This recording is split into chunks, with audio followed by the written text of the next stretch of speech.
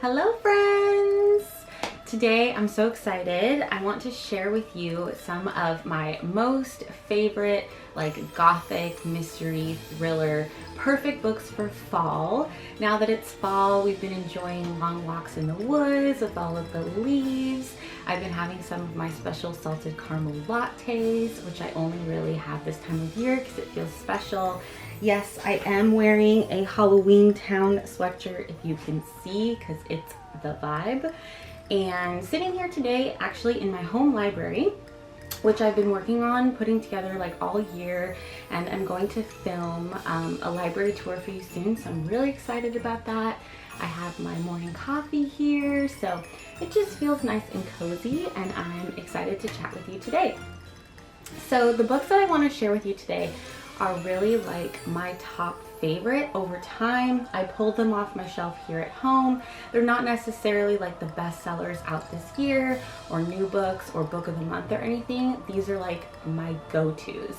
So if you're like me and this is kind of your genre, gothic mystery thriller is just my genre, then obviously you can enjoy them any time of the year, but these are also really perfect books for fall if you still need some recommendations for the rest of October, November, whenever it's best.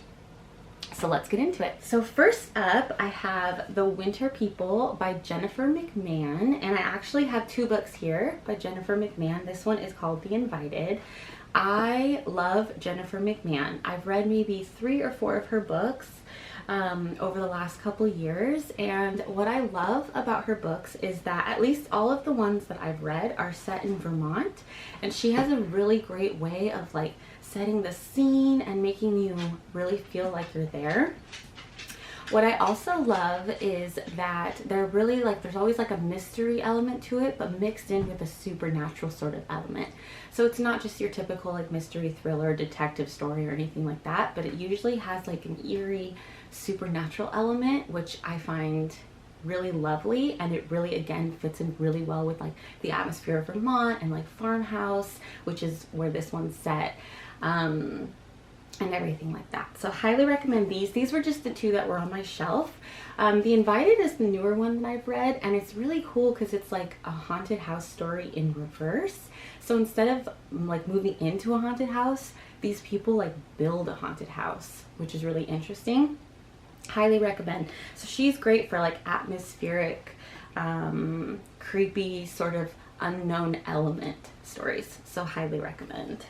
Okay, next up on the list, I have Lucy Foley's The Guest List. Lucy Foley is a little bit more of a newer writer, at least to me. We have the Reese's Book Club stamp of approval here, so. And this one I really enjoyed. I've read a couple of Lucy Foley books. This one has been my favorite so far. And if you're like me at all and kind of sort of the locked room mysteries, kind of the old Agatha Christie style, which I really love, this one really fits that bill. I'll just say an exclusive wedding on a remote Irish island, all have a secret, all have a motive, but only one is a murderer. So to give you some highlights there. What I loved about this is that it was an easy read, as in it was just kind of quick and easy, and I really just thoroughly enjoyed it. So I would recommend checking that out if you haven't already. Next, I have The Ghost Notebooks by Ben Dolnick, and I had never heard of this book before. I actually just found it in a bookstore in my old neighborhood in LA, and I just thought it sounded interesting, and this is kind of a weird recommendation because I almost don't know what to say about it other than I read this book maybe a year or 2 ago, and I still think about it. So it's really stuck with me, but it's really unusual, and it's just not your typical ghost story. But to give you some highlights, it's kind of sort of haunted house, old journals. There's a bit of a possession element. It's really mysterious, and again, it's just not your typical mystery. So if you're looking for something a little bit different and a little bit unusual, I would highly recommend this one. And again, it's just a weird recommendation because I'm almost I don't know what to say other than I still think about it. So yeah, if you're looking for something just maybe a little bit different that you wouldn't normally find on a bestseller list, I'd recommend picking this one up. Next, we have Carol Goodman, The Lake of Dead Languages. Now, this book is incredible. This book is the book that got me into Gothic mysteries like a decade ago. And after I had read this one, I'd never heard of Carol Goodman before. I think I like found it in Target one day just strolling on a lunch break. This is the book that got me in. And after this, I went through a whole Carol Goodman phase. I've read everything else that she's ever written. I enjoyed all of them actually, but this book still, I mean, look at the shape that it's in. If you can see that, it's like falling apart because I reread it so often. I would say I reread this at least once every 2 years. It's just so good. It even says, a Gothic and elegant page turner. That's really a great way to describe it. Just think like, kind of like a girls' school for girls who are having trouble. This teacher used to go there, now she teaches there. Mysterious disappearances and things were happening when she was there. Now she's back, they're starting to happen again. Really atmospheric, really sets the scene. The school is like on a lake. I mean, it's just, it really got me into the Gothic genre. The one thing I will say about this is a little bit of kind of like a trigger warning or just a little bit of a disclaimer there that there is mention and talk of suicide. So if that's not the right fit for you at this time, you can go ahead and know that and maybe just leave this one to the side, but just thought I should say that.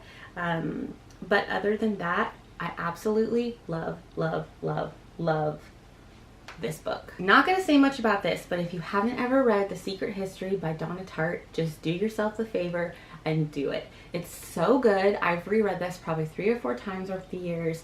Just think like Brick and Ivy, Mysterious Professor, Mysterious Secret Student Society. There's like a mythology element to it. It's so, so, so good. Highly recommend.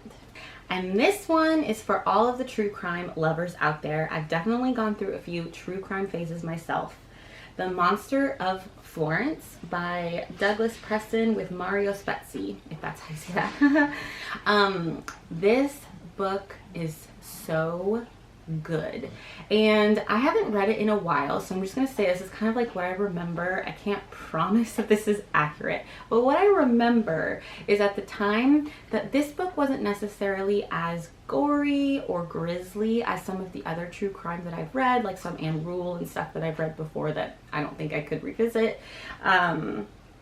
This book is so good. And what was really interesting is at the time that I read this was also the time when the Amanda Knox stuff was happening in Italy, and this book at the end actually crosses over with the beginnings of that story.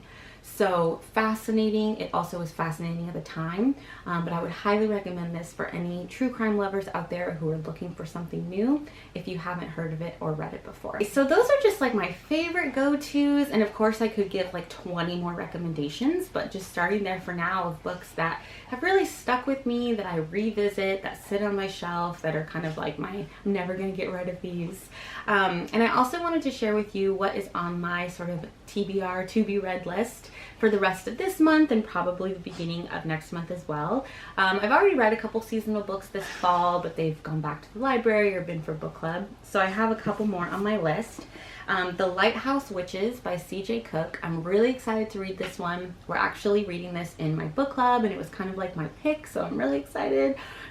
So far, the reviews from the rest of book club is that they're loving it, and I haven't started yet, so I'm really excited to do so.